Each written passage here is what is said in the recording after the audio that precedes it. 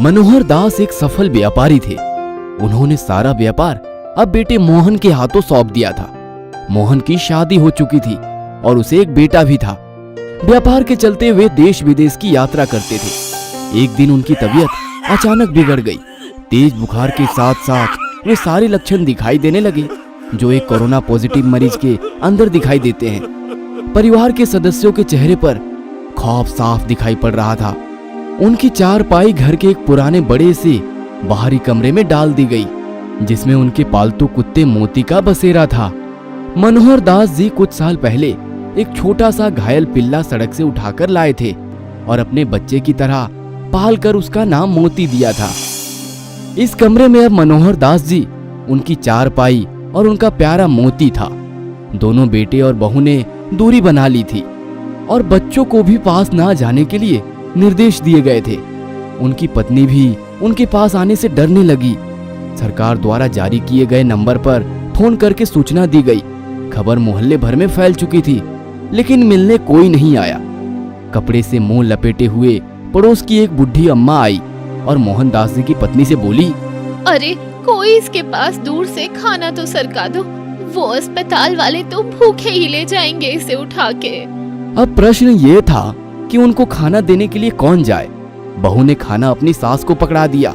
अब मोहनदास जी की पत्नी के हाथ थाली पकड़ते ही कांपने लगे, पैर मानो खुट्टे से बांध दिए गए हो।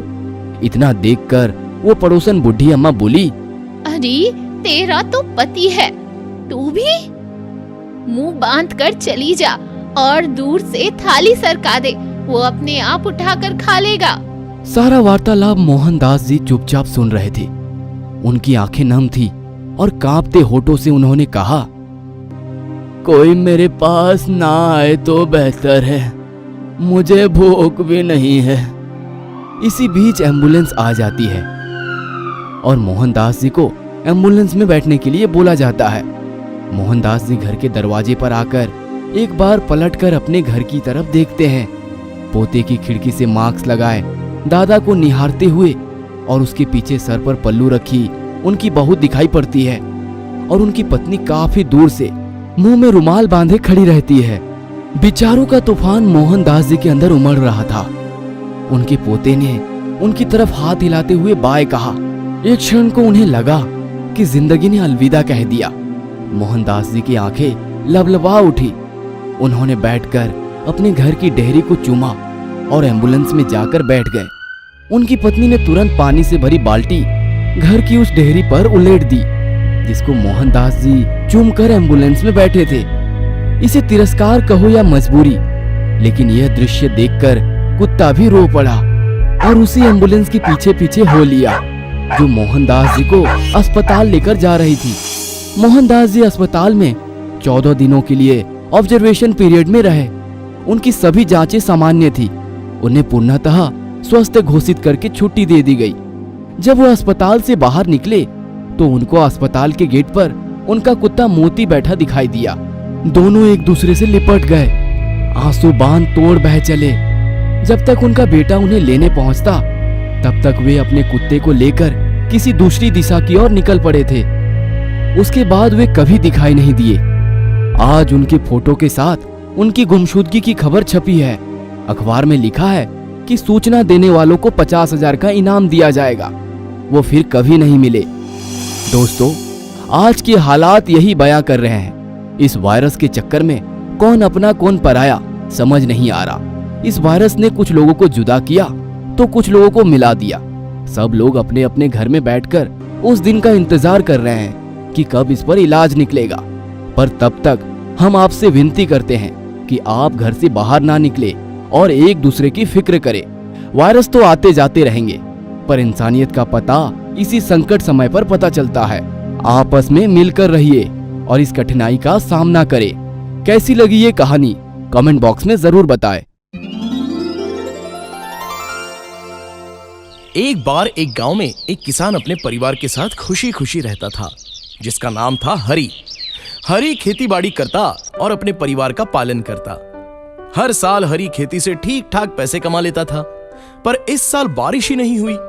बारिश न होने के कारण गांव के सभी किसान बहुत दुखी थे और वो सोचने लगे कि अगर इस साल उनकी फसल ठीक से तैयार नहीं हुई तो वो लोग भूखे मरेंगे। हरी जब भी परेशान होता वो गांव के एक बूढ़े आदमी बिरजू के पास जाता और उससे किस्से और कहानियां सुनता था। एक दिन हरी के बेटे कृष्णा की तबीयत बहुत खराब हो गई और घर में उसके बेटे को पिलाने के लिए पानी भी नहीं बचा। पानी की कमी और अपने बेटे की बीमारी की वजह से हरी बहुत दुखी हो गया। कृष्णा को बहुत तेज बुखार है। वैद्य जी ने दवाई दी है, पर खिलाने के लिए हमारे घर और आस पड़ोस में कहीं भी पीने का पानी नहीं है। आप कहीं से पानी ले आइए। हरी ये सुनकर बहुत परेशान हो गया और वो उस बूढ़े बिरजू से मिलने गया। अरे हरी, आज तू कई दिनों के बाद आया है। कैसे हैं सब लोग गांव में? बाबा बस क्या बताऊं, बारिश ना होने की वजह से सारी फसलें सूख चुकी हैं और कुओं में भी पानी खत्म हो चुका है। गांव में अकाल पड़ चुका है। मेरे बेटे कृष्णा की भी तबीयत काफी खराब है और घर में एक बूंद पानी नहीं है। इसी वजह से मैं काफी परेशान हूँ। अगर ऐसा ही चलता रहा तो हम में से कोई नहीं बचेगा। तभी बिरजू ने हरी को एक मटके में से लोटा भरकर पानी दिया और कहा, तू परेशान मत हो, ये ले पहले थोड़ा सा पानी पी ले। हरिया ने लोटे से पानी पिया और बिरजू से कहा, बाबा ये पानी तो बिल्कुल अमृत के समान है। आप कहाँ से लाए ऐसा पानी, वो भी इस अकाल के समय? बिरजू ने हरी से कहा, पहले तू कुछ पानी अपने घर ले जा। जब तू लौट कर आएगा तब मैं तुझे इस पानी का रहस्य बताऊंगा। बिरजू की बात सुनकर हरी खुश हो गया और पानी से भरा लोटा लेकर वो अपने घर पहुंचा और उसकी पत्नी तारा ने अपने बेटे कृष्णा को दवाई खिलाई। हरी को घर पे पानी लेते देख एक गांव के आदमी कमलेश ने देख लिया था, तो उसने हरी के घर के बाहर छुपकर हरी के घर से बाहर निकलने का इंतजार किया।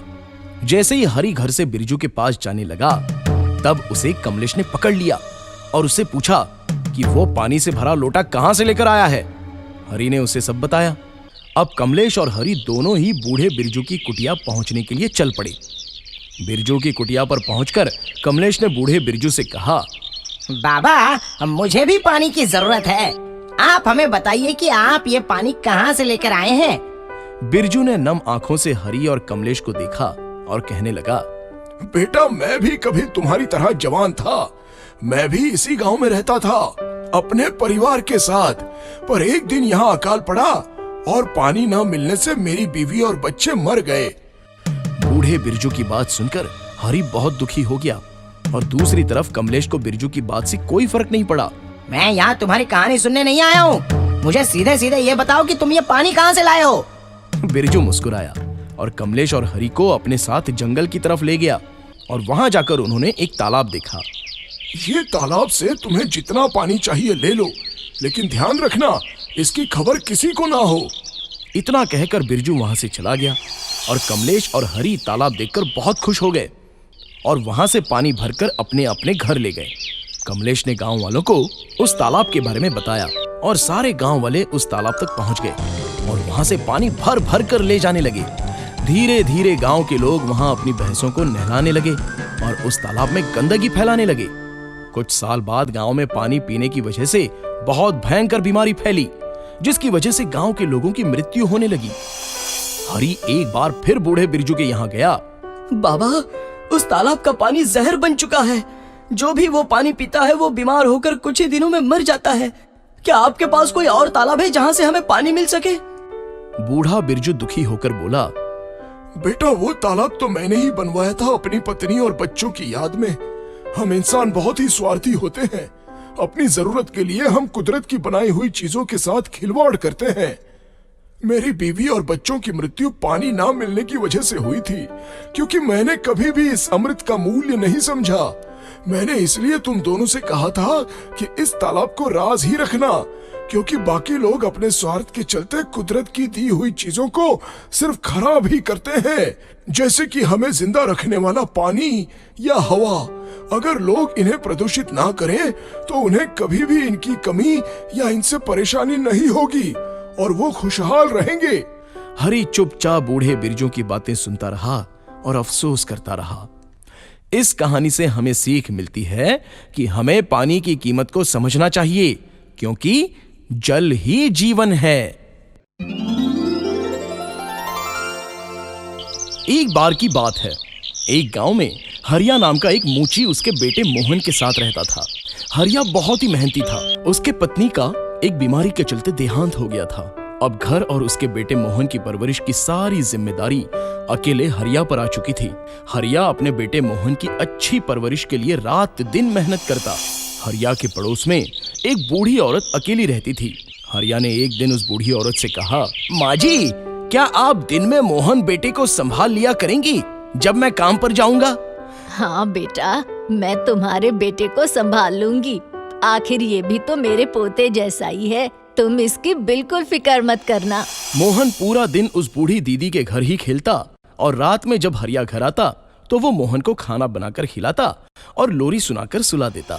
कुछ सालों बाद हरिया ने काम में तरक्की कर ली और उसके घरेलू हालात ठीक हो गए।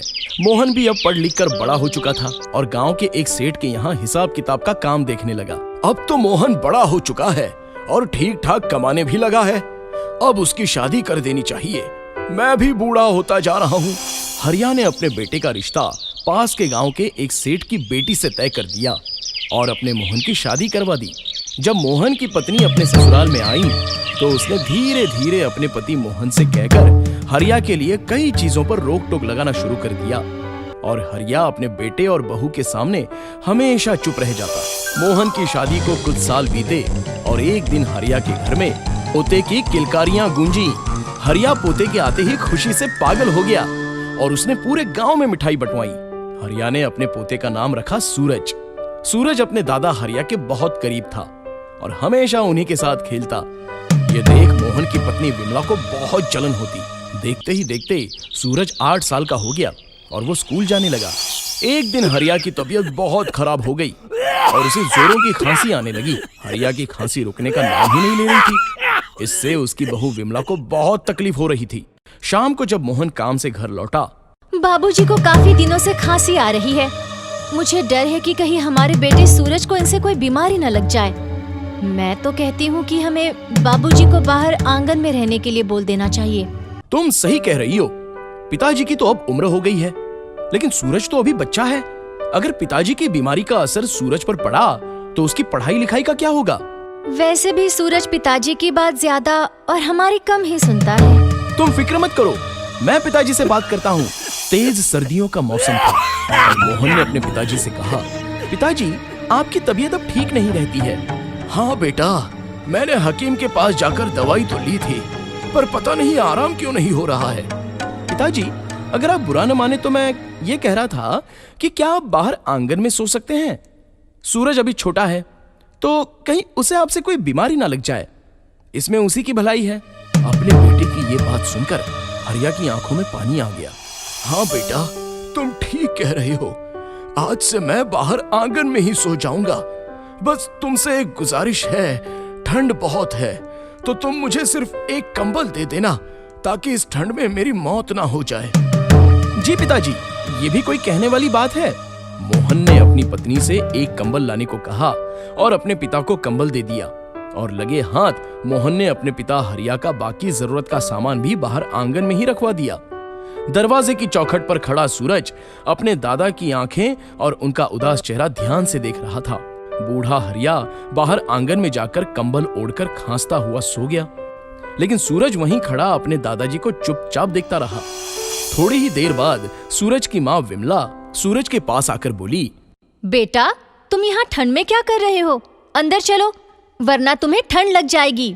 माँ, मैं देख रहा था और यही सोच रहा था कि कल जब आप लोग भी बूढ़े हो जाओगे और बीमार पड़ जाओगे तो मुझे भी आप लोगों को इसी तरह कंबल देकर आंगन में सुलाना पड़ेगा ना।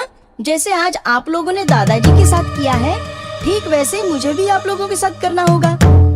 विमला अपने बेटे सूरज की ये बात सुनकर हैरान रह गई और पास में खड़ा मोहन भी अपने बेटे की ये बात सुनकर सोच में पड़ गया। विमला और मोहन दोनों ये बातें अच्छे से समझ गए कि बच्चे जैसा देखते हैं वैसा ही सीखते हैं और उन दोनों को अपनी गलती का एहसास हो गया।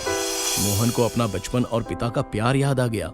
बेटा, हम समझ गए कि हम गलत हैं। हमें दादाजी के साथ ऐसा नहीं करना चाहिए। अब वो आंगन में नहीं बल्कि हमारे साथ घर के अंदर सोएंगे और कल हम उन्हें डॉक्टर के पास भी लेकर जाएंगे जिससे वो जल्दी ठीक होकर तुम्हारे साथ खेल सकें। मोहन ने अपने पिताजी से नम आंखों से माफी मांगी और उन्हें घर के अंदर ले गया। अपने बेटे को उसकी गलती का एहसास होते देख हरिया की बूढ़ी आंखें भी नम हो गईं। और अब मोहन और विमला ने पिताजी का अच्छे से इलाज करवाया और वो जल्दी ही ठीक हो गए और पूरा परिवार दोबारा वापस से खुशी खुशी एक साथ रहने लगा। इस कहानी से हमें ये सीख मिलती है कि हमें अपने माता पिता के साथ हमेशा अच्छा व्यवहार ही करना चाहिए, नहीं तो बड़े होकर कल हमारे बच्चे भी हमारे साथ वैसा ही बुरा व्यवहार करेंगे।